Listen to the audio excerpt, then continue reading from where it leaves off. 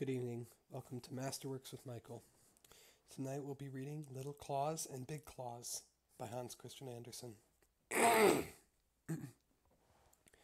In a village there lived two men who had the self-same name. Both were named Claus, but one of them owned 4 horses and the other owned only 1 horse.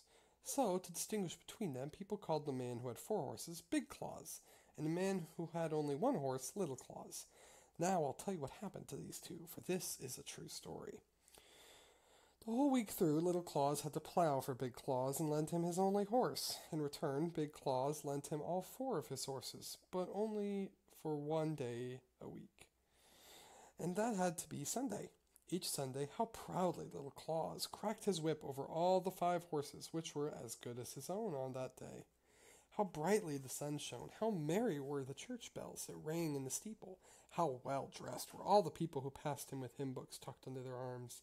And as they went their way to church to hear the parson preach, how the people did stare to see Little Claus plowing with all 5 horses. This made him feel so proud that he would crack his whip and holler, "Get up, all my horses!" "You must not say that," Big Claus told him. "You know as well as I do that only one of those horses is yours." But no sooner did another bevy of churchgoers come by than Little Claus forgot he mustn't say it and hollered, "Get up, all my horses!"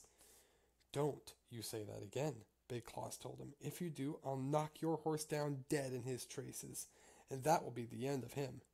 "You won't catch me saying it again," Little Claus promised. But as soon as people came by, nodding to him and wishing him good morning, he was so pleased and so proud of how grand it looked to have 5 horses plowing his field that he hollered again, "Get up, all my horses!" "I'll get up your horse for you," Big Claus said, and snatched up a tethering mallet, and he knocked Little Claus's one and only horse on the head so hard that it fell down dead. "Now I haven't any horse at all," said Little Claus, and he began to cry. But by and by he skinned his dead horse and hung the hide to dry in the wind. Then he crammed the dry skin in a sack, slung it up over his shoulder, and set out to sell it in the nearest town. It was a long way to go, and he had to pass through a dark, dismal forest.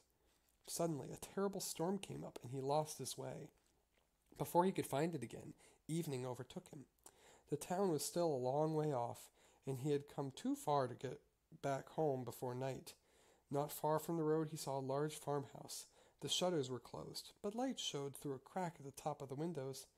"Maybe they'll let me spend the night here," Little Claus thought, as he went to the door and knocked. The farmer's wife opened it, but when she heard what he wanted, she told him to go away. She said her husband wasn't home, and she wouldn't have any strangers in the house. "Then I'll have to sleep outside," Little Claus decided, as she slammed the door in his face. Near the farmhouse stood a large haystack, leading up to the thatched roof of a shed, which lay between it and the house. "That's where I'll sleep," said Little Claus when he noticed the thatch. "It will make a wonderful bed. All I hope is that the stork doesn't fly down and bite my legs," for a stork was actually standing guard on the roof where it had a nest. So Little Claus climbed to the roof of the shed. As he turned over to make himself comfortable, he discovered that the farmhouse shutters didn't come quite to the top of the windows, and he could see over them. He could see into a room where a big table was spread with wine and roast meat and a delicious fish. The farmer's wife and the sexton were sitting there at a table all by themselves. She kept helping him to wine, and he kept helping himself to fish. He must have loved fish. "Oh, if only I could have some too," thought Little Claus. By craning his neck toward the window, he caught sight of a great appetizing cake. Why, they were feasting in there! Just then he heard someone riding down the road to the house. It was the farmer coming home. He was an excellent man, except for just one thing. He could not stand the sight of a sexton. If he so much as caught a glimpse of one, he would fly into a furious rage, which was the reason why the sexton had gone to see the farmer's wife while her husband was away from home. And the good woman could do no less than set before him all the good things to eat that she had in the house. When she heard the farmer coming, she trembled for the sexton, and begged him to creep into a big empty chest, which stood in one corner of the room. He lost no time about it, because he knew full well that her poor husband couldn't stand the sight of a sexton. The woman quickly set aside the wine and hid the good food in her oven, because if her husband had seen the feast, He would have asked questions, hard to answer. Oh dear. Up on the shed, Little Claus sighed to see all the good food disappearing. Who's up there? The farmer peered at Little Claus. Whatever are you doing up there? Come into the house with me. So Little Claus came down. He told the farmer how he had lost his way and asked if he could have shelter for the night. Of course, said the farmer, but first, let's have something to eat. The farmer's wife received them well, laid the whole table, and set before them a big bowl of porridge. The farmer was hungry and ate it with a good appetite, but Little Claus was thinking about the good roast meat, that fish, and that cake in the oven. Beside his feet under the table lay his sack with the horsehide, for as we know, he was on his way to sell it in the town. Not liking the porridge at all, Little Claus trod on the sack, and the dry hide gave a loud squeak. Shh, Little Claus said to the sack at the same time that he trod on it, so hard that it squeaked even louder. What on earth have you got there? Said the farmer. Oh, just a conjurer, said Little Claus. He tells me we don't have to eat porridge because he has conjured up a whole oven full of roast meat, fish, and cake for us. What do you say? Said the farmer. He made haste to open the oven, where he found all the good dishes. His wife had hidden them there, but he quite believed that they had been conjured up by a wizard in the sack. His wife didn't dare open her mouth as she helped them to their fill of meat, fish, and cake. Then Little Claus trod upon the sack to make it squeak again. What does he say now? Asked the farmer. He says, Little Claus answered, that there are 3 bottles of wine for us in the corner by the oven. So the woman had to bring out the wine she had hidden. The farmer drank it till he grew merry, and wanted to get himself a conjurer just like the one Little Claus carried in his sack. Can he conjure up the devil? The farmer wondered. I'm in just the mood to meet him. Oh, yes, said Little Claus. My conjurer can do anything I tell him, can't you? He asked, and trod upon the sack till it squeaked. Did you hear him answer? He said yes, he can conjure up the devil, but he's afraid we won't like the look of him. Oh, I'm not afraid. What's he like? Well, he looks an awful lot like a sexton. Oh, said the farmer, as ugly as that? I can't bear the sight of a sexton, but don't let that stop us. Now that I know it's just the devil, I shan't mind it so much. I'll face him, provided he doesn't come near me.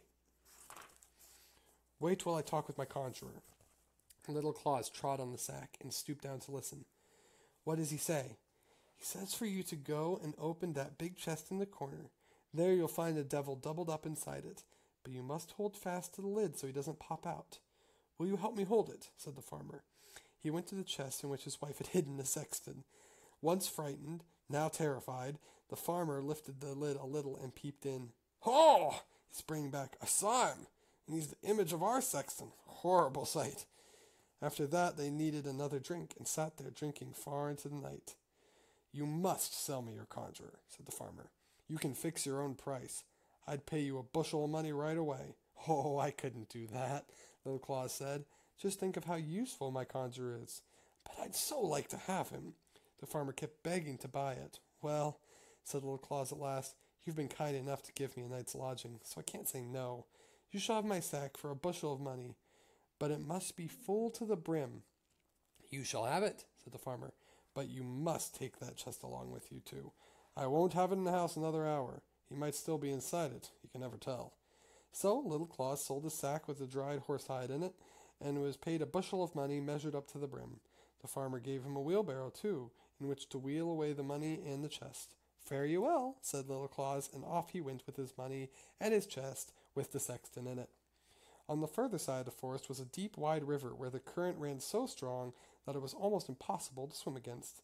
A big new bridge had been built across the river, and when Little Claus came to the middle of it, he said very loud so the sexton could hear him, Now, what would I be doing with this silly chest? It's as heavy as stone, and I'm too tired to wheel it any further. So I'll throw it in the river, and if it drifts down to my house, well and good. But if it sinks, I haven't lost much. Then he tilted the chest a little, as if he were about to tip it into the river. Stop, don't! The sexton shouted inside. Let me get out first. Oh, said Little Claus, pretending to be frightened. Is he still there? Then I'd better throw him into the river and drown him. Oh, no, don't do that to me, the sexton shouted. I'd give a bushel of money to get out of this. Why, that's altogether different, said Little Claus, opening the chest. The sexton popped out at once, pushed the empty chest into the water, and hurried home to give Little Claus a bushel of money. What with the farmer's bushel and the sexton's bushel, Little Claus had his wheelbarrow quite full. "I got a good price for my horse," he said when he got home and emptied all the money in a heap on the floor of his room. "How Big Claus will fret when he finds out that my one horse has made me so rich. But I won't tell him how I managed it." Then he sent a boy to borrow a bushel measure from Big Claus. Whatever would he want with it? Big Claus wondered, and smeared pitch on the bottom of the bushel so that a little of what he measured would stick to it. And so it happened that when he got his measure back, he found 3 newly minted pieces of silver stuck to it. "What's this?" Big Claus ran to see Little Claus. "Where did you get so much money?" "Oh, that's what I got for the horsehide I sold last night." Heavens above, how the price of horsehides must have gone up. Big Claus ran home, took an axe, and knocked all 4 of his horses on the head. Then he ripped their hides off and set out to town with them. "Hides, hides, who'll buy hides?" he bawled up and down the streets. All the shoemakers and tanners came running to ask what their price was. "A bushel of money apiece," he told them. "Are you crazy?" they asked. "Do you think we spend money by the bushel?" "Hides, hides, who'll buy hides?" he kept on shouting, and to those who asked him how much, he said, "A bushel of money." "He takes us for fools," they said. The shoemakers took their straps, and the tanners took their leather aprons, and they beat Big Claus throughout the town. "Hides, hides," they mocked him. "We'll tan your hide for you if you don't get out of town." Big Claus had to run as fast as he could. He had never been beaten so badly. "Little Claus will pay for this," he said when he got back home. "I'll kill him for it." Now it so happened that Little Claus's old grandmother had just died. She had been as cross as could be. Never a kind word did she have for him. But he was sorry to see her die. He put the dead woman in his own warm bed, just in case she came to life again, and let her lie there all night while he napped in a chair in the corner, as he had done so often before. As he sat there in the night, the door opened, and in came Big Claus with an axe. He knew exactly where Little Claus's bed was, so he went straight to it and knocked the dead grandmother on the head, under the impression that she was Little Claus. "There," he said, "you won't fool me again." Then he went home. "What a wicked man," said Little Claus. "Why, he would have killed me. It's lucky for me, my grandmother, that she was already dead, or he'd have been the death of her." He dressed up his old grandmother in her Sunday best, borrowed a neighbor's horse, and hitched up his cart. On the back seat he propped up his grandmother, wedged in so that the jolts would not topple her over, and away they went through the forest. When the sun came up, they drew abreast of a large inn, where Little Claus halted and went in to get some breakfast. The innkeeper was a wealthy man, and a good enough fellow in his way, but his temper was as fiery as if he were made of pepper and snuff. "Good morning," he said to Little Claus. "You're up and dressed mighty early." "Yes," said Little Claus. "I am bound for the town with my old grandmother, who is sitting out there in the cart. I can't get her to come in, but you might take her a glass of mead. You'll have to shout to make her hear you, for she's deaf as a post." "I'll take it right out." The innkeeper poured a glass full of mead and took it to the dead grandmother, who sat stiffly on the cart. "Your grandson sent you a glass of mead," said the innkeeper, but the dead woman never heard a word. She just sat there. "Don't you hear me?" The innkeeper shouted his loudest. "Here's a glass of mead from your grandson." Time after time he shouted it, but she didn't budge. He flew into such a rage that he threw the glass in her face. The mead splashed all over her as she fell over backward, for she was just propped up, not tied in place. "Confound it!" Little Claus rushed out the door and took the innkeeper by the throat. "You've gone and killed my grandmother! Look, there's a big hole in her forehead!" "Oh, what a calamity!" The innkeeper wrung his hands. "And all because of my fiery temper. Dear Little Claus, I'll give you a bushel of money, and I'll bury your grandmother as if she were my very own. But you must hush this thing up for me, or they'll chop off my head." "How I'd hate that." So it came about that Little Claus got another bushel of money, and the landlord buried the old grandmother as if she'd been his own. Just as soon as Little Claus got home, he sent a boy to borrow a bushel measure from Big Claus. "Little Claus wants to borrow it?" Big Claus asked. "Didn't I kill him? I'll go and see about that." So he himself took the measure over to Little Claus. "Where did you get all that money?" he asked when he saw the height of the money pile. "When you killed my grandmother instead of me," Little Claus told him. "I sold her for a bushel of money." "Heavens above!" That was indeed a good price, said Big Claus. He hurried home, took an axe, and knocked his old grandmother on the head. Then he put her in a cart, drove off to town, and asked the apothecary if he wanted to buy a dead body. Whose dead body? Asked the apothecary. Where'd you get it? It's my grandmother's dead body. I killed her for a bushel of money, Big Claus told him. Lord, said the apothecary, man, you must be crazy. Don't talk like that, or they'll chop off your head. Then he told him straight he had done a wicked deed, that he was a terrible fellow, and that the worst of punishments was too good for him. Big Claus got frightened. He jumped in his cart, whipped up the horses, and drove home as fast as they would take him. The apothecary and everyone else thought he must be a madman, so they didn't stand in his way. I'll see that you pay for this, said Big Claus when he reached the high road. Oh, won't I make you pay for this, little Claus? The moment he got home, he took the biggest sack he could find, went to see little Claus and said, You deceived me again. First I killed my 4 horses, then I killed my old grandmother, and it's all your fault. But I'll make sure you don't make a fool of me again. Then he caught little Claus and put him in a sack and slung it over his back and told him, Now I shall take you and drown you. It was a long way to the river, and little Claus was no light load. The road went by the church, and as they passed they could hear the organ playing and people singing very beautifully. Big Claus set down his sack just outside the church door.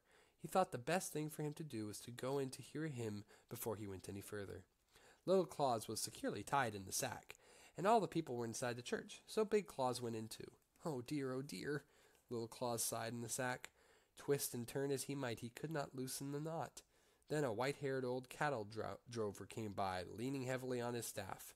The herd of bulls and cows he was driving bumped against the sack Little Claus was in and overturned it. Oh dear, Little Claus sighed. I'm so young to be going to heaven. Well, I, said the cattle drover, am too old for this earth, yet heaven will not send for me. Open the sack, Little Claus shouted. Get in and take my place. You'll go straight to heaven. That's where I wanted to be, said the drover as he undid the sack. Little Claus jumped out at once. You must look after my cattle, the old man said as he crawled in. As soon as Little Claus fastened the sack, he walked away from there with all the bulls and cows. Presently, Big Claus came out of church. He took the sack on his back and found it light, for the old drover was no more than half as heavy as Little Claus. How light my burden is, all because I've been listening to a hymn, said Big Claus. He went on to the deep, wide river and threw the sack with the old cattle drover into the water. You'll never trick me again, Big Claus said, for he thought he had seen the last splash of Little Claus. He started home, but when he came to the crossroads, he met Little Claus and all his cattle. Where did you come from? Big Claus exclaimed. Didn't I just drown you? Yes, said Little Claus. You threw me in the river half an hour ago. Then how did you come by such a fine herd of cattle? Big Claus wanted to know. Oh, they're sea cattle, said Little Claus. I'll tell you how I got them, because I'm obliged to you for drowning me. I'm a made man now. I can't begin to tell you how rich I am. But when I was in the sack with the wind whistling in my ears as you dropped me off the bridge into the cold water, I was frightened enough. I went straight to the bottom, but didn't hurt me because of all the fine, soft grass down there. Someone opened the sack, and a beautiful maiden took my hand. Her clothes were white as snow, and she had a green wreath in her floating hair. She said, So you've come, Little Claus. Here's a herd of cattle for you. But they are just the beginning of my presents. A mile further up the road, another herd awaits you. Then I saw that the river is a great highway for the people who live in the sea. Down on the bottom of the river, they walk and drove their cattle straight in from the sea to the land where the rivers end. The flowers down there are fragrant, the grass is fresh, and fish flit by as birds do up here. The people are fine, and so are the cattle that come grazing along the roadside. Why are you back so soon? Big Claus asked. If it's all so beautiful, I'd have stayed there. Well, said Little Claus, I'm being particularly clever. You remember I said the sea maiden told me to go 1 mile up the road and I'd find another herd of cattle? By road, she meant the river, for that's the only way she travels. But I know how the river turns and twists, and it seems too roundabout a way of getting there. So, by coming up on land, I took a shortcut that saves me half a mile. So I get my cattle that much sooner. You are a lucky man, said Big Claus. Do you think I would get me some cattle too if I went down to the bottom of the river? Oh, I'm sure you would, said Little Claus. Don't expect me to carry you there in a sack, because you're too heavy for me. But if you walk to the river and crawl into the sack, I'll throw you in with the greatest of pleasure." "Thank you," said Big Claus, "but remember, if I don't get a herd of sea cattle down there, I'll give you a thrashing, believe me." "Would you really?" said Little Claus. As they came to the river, the thirsty cattle saw the water and rushed to drink it. Little Claus said, "See what a hurry they are to get back to the bottom of the river." "Help me get there first," Big Claus commanded, "or I'll give you that beating right now." He struggled into the big sack, which had been lying across the back of one of the cattle. "Put a stone in, "Or I'm afraid I shan't sink," said Big Claus. "Oh, no fear of that," said Little Claus. But he put a big stone in the sack, tied it tightly, pushed it into the river. Splash! Up flew the water, and down to the bottom sank Big Claus. "I'm afraid he won't find what I found," said Little Claus, as he herded all his cattle home. So that's the end of that short story. I thought that one was quite fun. Hope you enjoyed it too. As always, good evening and keep reading.